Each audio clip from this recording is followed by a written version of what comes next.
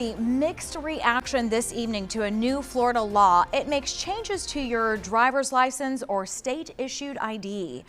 Good evening, and thank you for joining us. I'm Nasha Sherman. And I'm Jim Berry. It's going to show if the person is a U.S. citizen or not. Governor Ron DeSantis signed into law, and if it goes into effect on January 1st.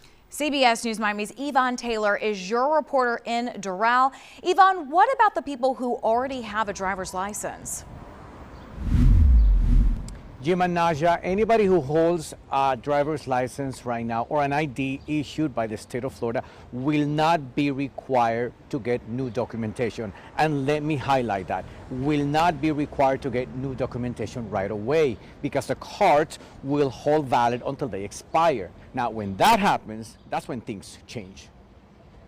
Next January, anyone getting a new Florida driver's license, renewing one, or getting an ID will have his or her immigration status on it. I don't know if it should be on a driver's license. I don't think you should have to just say that you are not a citizen. Governor Ron DeSantis signed the Florida SAVE Act into law this month after the Republican-controlled House and Senate passed it. It's another way to identify the person. Daniel Fernandez, the Miami-Dade tax collector, is in charge of the driver's license agencies in Miami-Dade. What this law going to do is only to put you in your physical car a designation that will say that you are a citizen of the United States of America. For those who are not citizens, it's supposed to say NC, not a citizen, even if the person is a U.S. resident. Why is that necessary?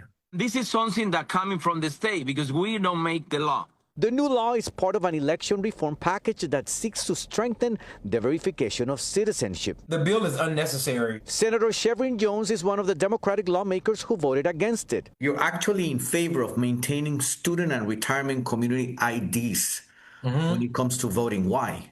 In 2006, the legislature allowed students to be able to use their voter IDs in order to vote. They still had to show proof of age and citizenship when voting. This year, the legislature said that those IDs could no longer be used. This Venezuelan couple at the driver's license office in Miami are concerned about the future.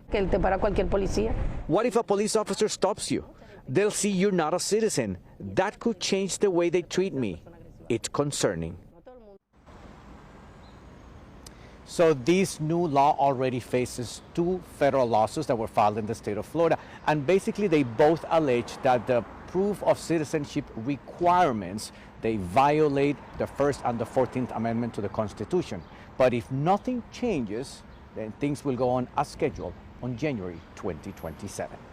We're live in Doral. Yvonne Taylor, CBS News, Miami.